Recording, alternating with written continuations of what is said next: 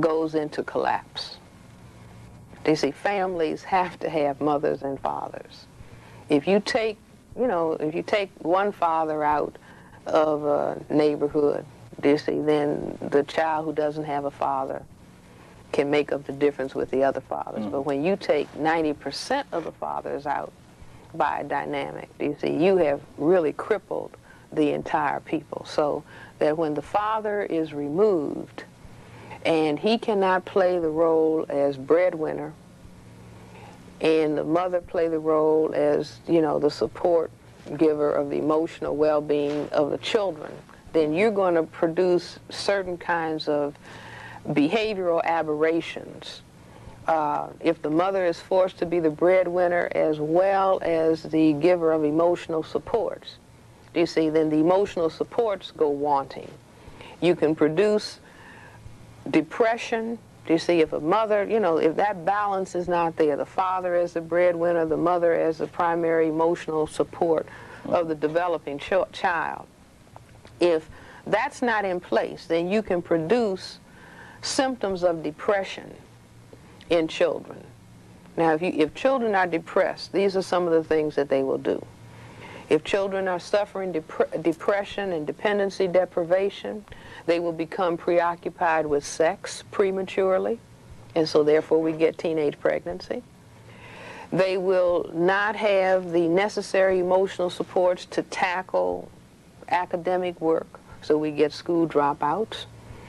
A sufficient degree of depression, somebody says, well, here, if you drink this, you won't feel so bad, little boy. Or if you take this drug, you won't feel so bad. You'll feel real cool. Do you see? And so that's the way I say that we get teenage pregnancy, we get school dropping out, and we get use of drugs. If you take large numbers of fathers out of a community and male children do not have fathers to model their behavior after and to lean against so that they gain strength and confidence in themselves as male children, then you will have children forming together in gangs. You see, engaging in destructive activity. So I see that all of these plays are, do you see, coming about because the white king is, in our analogy, do you see, put the black king in check. And black people have not understood these dynamics, do you see, or they knew something was happening and they were begging for it to stop, do you see, but it can't stop. And so I say that now, once we make this analysis of what the dynamic of white supremacy is really all about, then we have to go into certain kinds of behavior formation. And one of the kinds of behavior formation is because, see, now we have an epidemic of teen pregnancy. And there's no way in the world that a teenager can rear a child to emotional maturity. Do you see? That's not possible. Okay. So I say that we have to understand that this dynamic, white genetic survival dynamic that has checkmated the black king or put the black man in check, do you see, this is going on. But if we begin to understand that that is happening and then consciously codify our behavior, this is on the black side of the chessboard now, so that I have a rule: no black woman under the conditions of white supremacy should have a child before she's 30. No black male should become a father until he's 35. No more than 2 children, no closer together than 3 years apart. Do you see? Now what am I doing? See, the white supremacy dynamic is not only putting the black male in check, but it is to inferiorize the behavioral functioning in order to hold an oppression, in order to have that sense of, look at them and I'm superior to them. I really feel genetically inadequate, but I get a psychological kick by seeing them in a very degraded state. Do you see? And so the counter move is to understand what this dynamic is all about. I mean, it's just like if you're in a sailboat and you want to get to a particular point on the other side of the river, you have to know the current of the wind and the current of the river, and you tack against that force to get to the point where you want to go. And so I'm saying that as political, like at this point in time, black people say, well, politics is going to the polls and voting. That is, you know, politics is the power relations between people, do you see? But everything you do is an aspect of expression of power or powerlessness. And so black people need to understand that it is a very critical and important part of black politics to bring to a screeching halt the inferiorization of black people brought on by white supremacy but carried out through the dynamic of teen pregnancy. Now, do you think this can be accomplished through your, quote, Democratic Republican parties? Well, we're not. How do you see these as go ahead. I mean, well, no, because you see these party, you know, Republican Party, Democratic Party, I say that these are parties, you know, that are under the white supremacy dynamic. And they are fundamentally about white genetic survival. But Dr. Welsing, someone just said that you have Ron Brown, who's chairman of the Democratic Party. Well, do you see, but it's like in psychiatry, I have to look for the bottom line. You have to make algebraic sums. You don't just look at one number. Do you see? You have to look at the pluses and you have to look at the minuses and you have to come up with an algebraic sum. And so the fact of, you know, one Ron Brown does not make, do you see, just like, you know, one Abraham Lincoln doesn't, you know, nullify the use of Willie Horton. Do you follow what I'm saying? In other words, those parties, and I'm not, you know, I believe that black people should enter the so-called Democratic Party and the Republican Party to teach justice, not to ask for anything. Do you see? Because asking, give me something, when the persons that you are functioning with say, well, wait a minute, I've got to survive genetically. If I give you something, that might empower you to cause my genetic annihilation, so I can't. Do you see? So I say that black people should enter Republican Party and the Democratic Party and enter anything else that they want in order to talk about justice and to educate. Do you see? But you don't count on, do you see? You don't depend on that. That you depend on, do you see, just like, you know, just like basketball, football, or, you know, war, you have to have tactics and strategy for, do you see, your survival. And ultimately what I'm talking about is bring justice to the planet Earth. Do you see? The vast majority of the people on the planet are non-white people. And it's an abomination that all of those people should be in a state of poverty and uneducated and not highly developed. And so it's about bringing justice to the planet so we can have peace. For example, you have you know, people who classify themselves as white, and they talk about the arms race and all the armaments and all the billions and trillions of dollars that are being spent for weapons.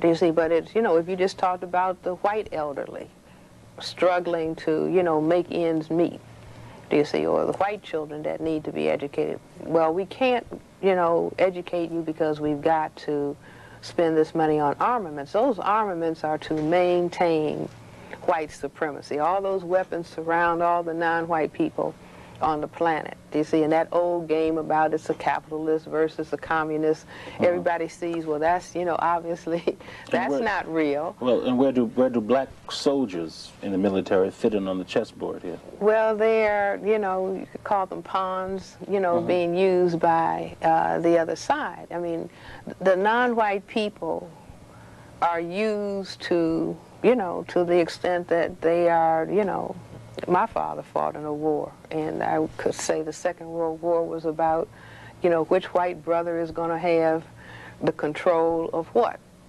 But the bottom line was all of those black soldiers did not, you know, achieve equality as a result of fighting in that war. And so we just have to understand. Well, what about the notion of the world war when the whole world was not involved in the war, either war? Wait a minute, the notion that, well, they call it the World War. World War I, World War II. But everybody in the world wasn't fighting. Well, large numbers of people in the world, you see, were brought into the war. You see, World War I and World War II, and who's going to have control of what group of non-white people. Large numbers of the world is divided up. Well, I want you to take me into your office, though, without, go right ahead. But not charge me anything. This question again about the impact that white supremacy power is having on black children, because you're in the area of child psychiatry, and adults. What are you seeing in your office? What are some of the problems that you see originating out of? Well, I was talking about the destruction of a positive image of self that is developed in black children simply by looking at television or reading books. Do you see, where they don't see their image and the enhancement of their image? That's critical for brain-computer functioning. Do you see, if I'm trained not to love and deeply regard myself, then my functioning is being cut in half. The attack on the black male under white supremacy, I say, is a major reason for the destructive relationships that very often go on between black male and female. Do you see, again, it's like divide and conquer. You see, you can make a man not get along with his wife by refusing to promote him on a job. I mean, that can happen with a white male. Do you see, if he isn't advancing on a job and he starts feeling bad about himself, and so he goes home and kicks a dog and argues with his wife. Do you see, because his sense of self. But most of us will just look at that particular microcosm of this woman and this man and say that, you know, what's wrong with him? Exactly. Or what's wrong with her? Exactly. And not be able to look. Well, we're trained in that way. Do you see? I mean, white supremacy, I mean, you know, does the white side of the chessboard tell the black side, now this is a strategy that I'm going to use to defeat you? No. Do you see? If the black side doesn't, you know, perceive it or decode it, then tough luck. So white supremacy never talks about it. I mean, white supremacy says this is a democracy, everybody is equal, da-da-da-da-da. Do you see? But that's not the dynamic that is actually being carried out. Whereas if you taught children in the first grade, this is a white supremacy state. This is the way that white supremacy functions. White supremacy has a goal objective to inferiorize non-white people.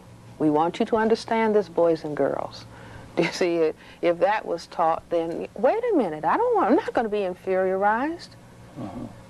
I'm going to stay in school 10 hours a day. You see? So that's, you know, that's not taught. So people are not taught that. I could tell people in my office very often, a male and a female, black people, 90% of what happens in your marital relationship is determined by white supremacy.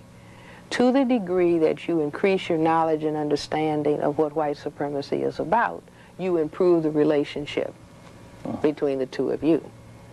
Do you see? Briefly, once again, how does white supremacy power reach into that home, to that African-American home? Well, I keep, you know, again, by attacking, do you see, by attacking the father, the primary breadwinner. Do you see, you control the housing that is available, you control the health care that is available.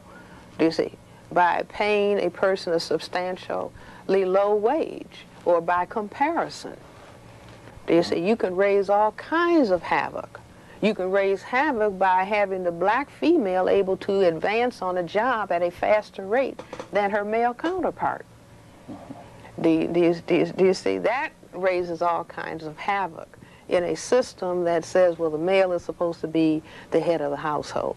And when you look at the African situation where the family is concerned, you have to say that this is something that has been imposed on us, because the family was not like it is. Exactly. Do you see, we would do well to say we don't have families. I say we have survival units under white supremacy. The family has been destroyed by the dynamic of white supremacy. And at the same time I'm saying that it is, you know, it is our responsibility as black people to decode in detail how white supremacy carries out its destructive dynamic, and then you counter play against it, and I mean very seriously. No children until 30 and 35. Married, no more than 2, no closer together than 3 years apart.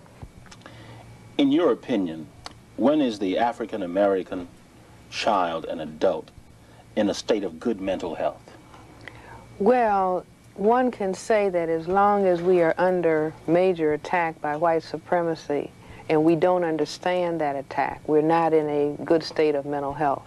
And I think if we look at our condition, if we look at the number of children who are dropping out of school, the number of young people who are in the juvenile justice system, the number of people that are incarcerated, that these are signs that there's not maximal development of the black genetic and constitutional potential. We're under attack, and we have not worked out how to defend and develop ourselves. But and we will not be in a state of optimal mental health until white supremacy is no longer here. But in the meantime, as we are helping to eliminate white supremacy and taking responsibility for our own maximal development, it is incumbent on parents to, number one, be mature parents. Do you see? Meaning be old, no children having children. No overwhelming yourself with large numbers of children, do you see, which is a continuation of the slavery phase of white supremacy where people are breeding and studying. And I say that breeding and studying means to bring people in the world to be inferiorized, do you see? And so we have to become consciously aware of that. At the same time that I say that the breeding and studying comes about when the white supremacy system is giving welfare payments. Do you see? I don't give you a good job.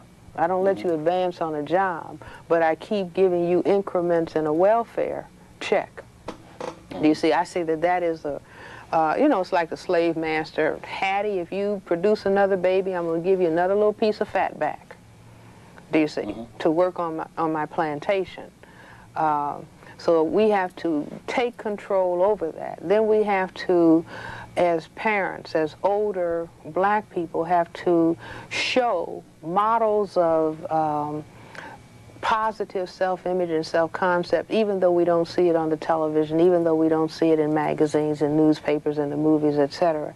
And we have to learn those behaviors. For example, there are behaviors that I call exercises in black mental health and black self-respect. And some of these exercises came from the textbook for victims of racism by Neely Fuller. But stop name-calling one another, stop cursing one another, stop gossiping about one another, stop squabbling with one another, stop being discourteous and disrespectful to one another, stop fighting one another, stop killing one another, stop using and selling drugs to one another, stop throwing down trash where black people have to live, work, and play. Did I say stop stealing, stop robbing? Now, as I said, the pressure of the white supremacy dynamic that forces black people to think negatively about themselves and set up negative environmental conditions will produce these negative behaviors.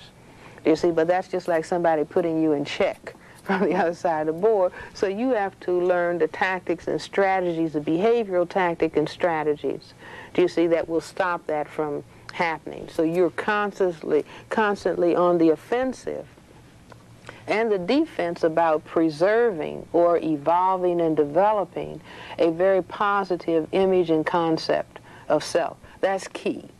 The second thing is to for black people in this state of siege of racism, white supremacy, do you see, to continue to put a major emphasis on education.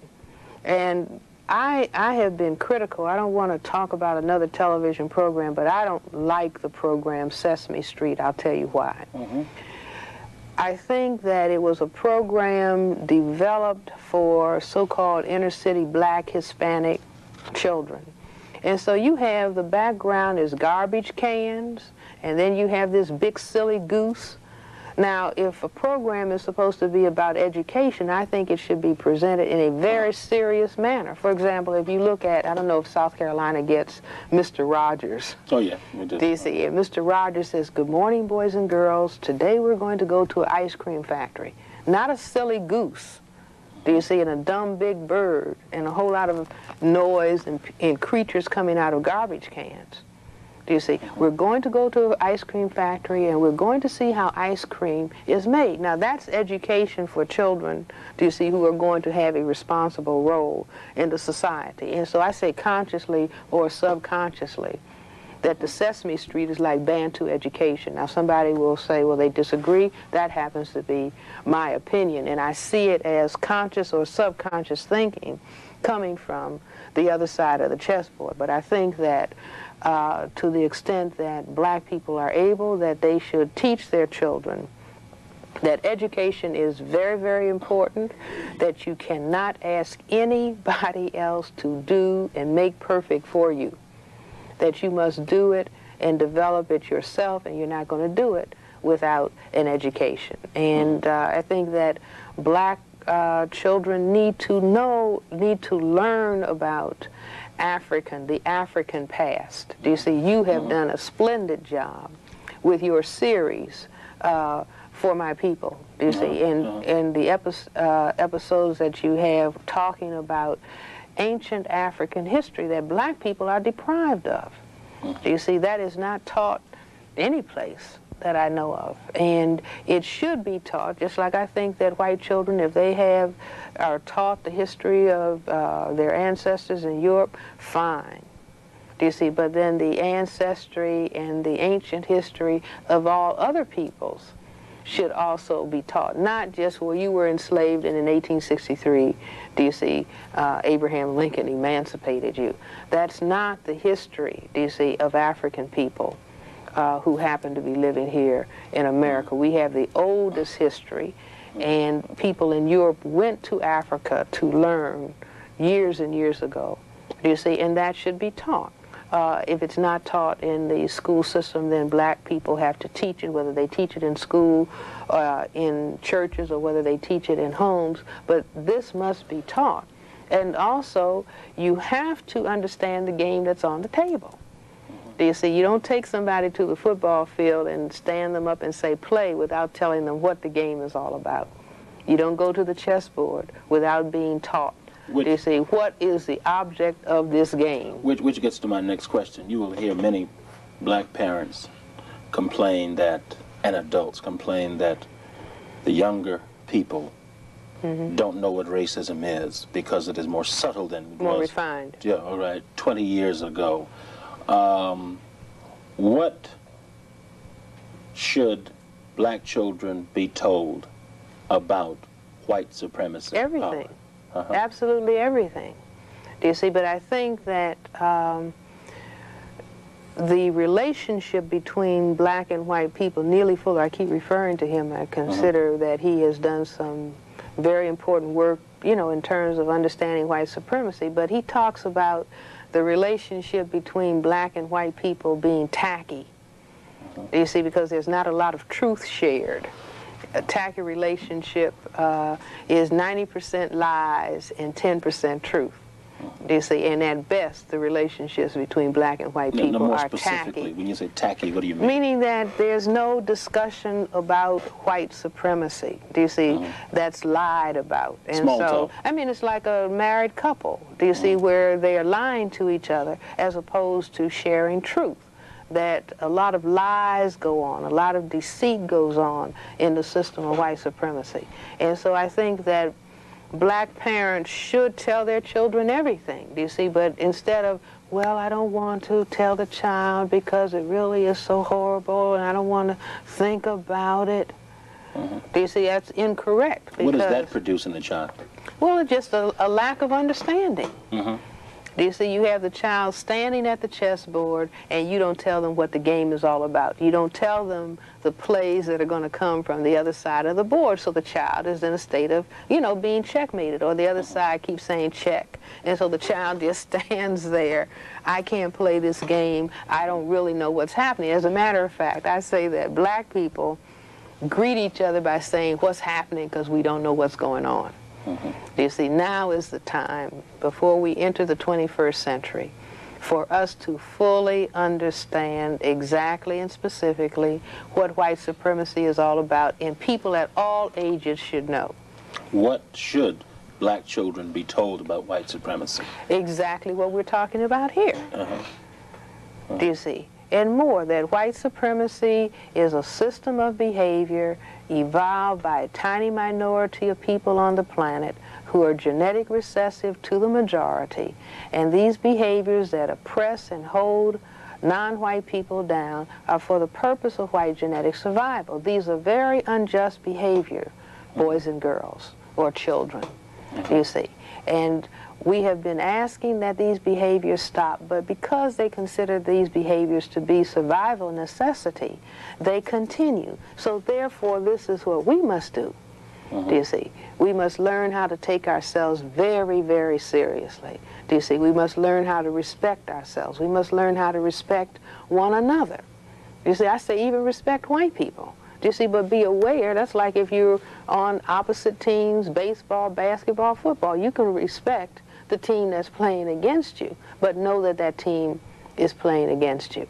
You see? And that ultimately what we're talking about is establishing justice and peace on the planet. But this is like a war that's going on now. Do you see? And our responsibility is to bring justice to the planet Earth.